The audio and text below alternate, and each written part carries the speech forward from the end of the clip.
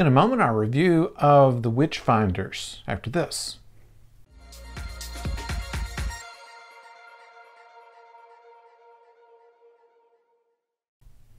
Hello out there, I'm the Oldest Nerd, and in this episode, which was written by Joy Wilkinson, we go back to pretty much where our friends are from, but in the 17th century. They mention early on that the landscape is relatively familiar, but of course in earlier times, and they come in on a celebration of some sort, which turns out to be a witch dunking. This is something that we know from history that was done not only in England but in the New World, where people that were suspected of being a witch were sometimes dunked underwater, and if they didn't drown, they were a witch, and if they did drown, well, it was a big mistake.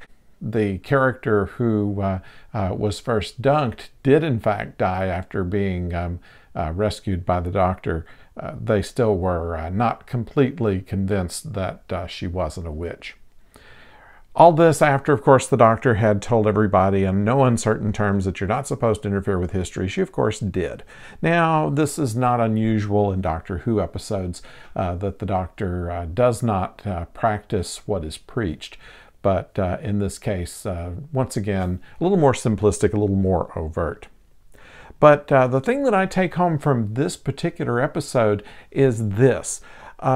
When they first named the doctor as a woman, I was thinking, how is she going to be able to go back in history and be able to do anything that the doctor does being a woman? Won't they see these historical figures, see her as a woman, and therefore keep her from being able to take charge in various things?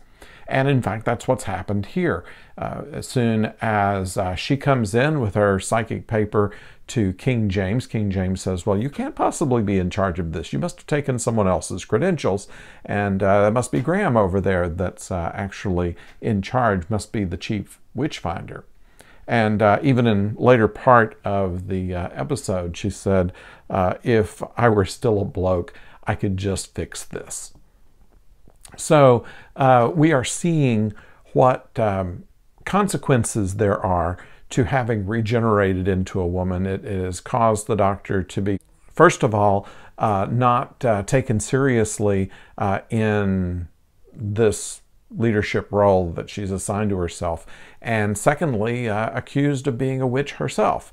So without being a woman, none of this would have happened. Now, it adds to the drama, of course. How is she going to get herself out? How is this going to work anyway? It won't be the first time the doctor has been captured or chained up or anything like this. I mean, this was done as early in the reboot series, Captain Jack and the doctor chained in a prison cell. We have the first hint that there is something alien going on by the fact that Graham, who tends to be the historian of all of this, interestingly, has never heard of Bilehurst Clegg, which is where all this is supposedly taking place. There's no historical account of this, and that leads us, the viewer, to realize that there is probably some alien involvement.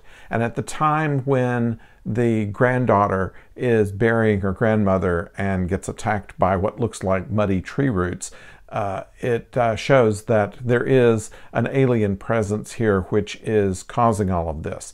It's just a matter of figuring out where they came from and what's gone on in order to cause this to happen.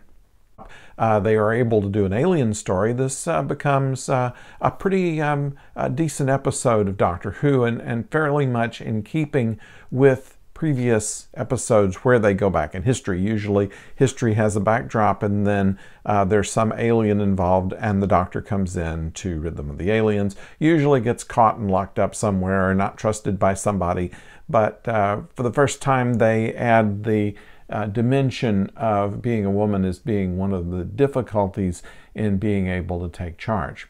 Now, with King James there anyway, he would be in charge no matter who. So we find it kind of interesting that the king walks around, but once again, we're talking 17th century. The whole idea that we get with monarchs that always sit in a throne room and do nothing else is probably not accurate anyway.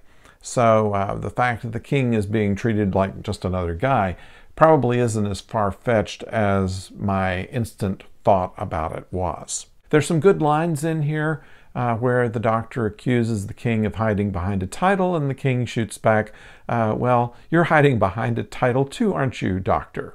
And a very telling thing on the character, I thought. Also, when they realize that the bodies are inhabited by alien mud, Graham quips, well, it's obvious when you put it that way. So, faced with an alien mud army, the doctor is able to figure out that the tree limb that was used for the dunking chair is actually part of an elaborate prison system, and so they were able to put all of it together and find out a way to get rid of these and force them all back into their cell, except the king had to kill one of them. And, you know, once again, disapproval from the doctor, but the king really wasn't all that concerned about it all, as you might expect. Another little thing, and this is only for the Americans that are watching, if you saw this on BBC America, usually in the commercial breaks, they will do a little forward scene in the commercial breaks. And for the first time in our case, they were throwing just little snippets from previous shows, which I found kind of interesting. I don't know if BBC America has been having some complaints about a point of the next scene being spoiled, or if for one reason or other, production-wise, they decided to change that. Also, I noticed they did not have a scene from the next episode, which they often do at the end of the current one. So that's a couple of little different observations I saw there. So that's what I have here. All in all, I think a pretty good episode, pretty well written, pretty realistic within the Doctor Who elements of realism. So I'd like to know what you think. We've been having a lot of good response from our correspondents, and I've very much enjoyed reading and talking with many of you. So I hope that we can keep this up.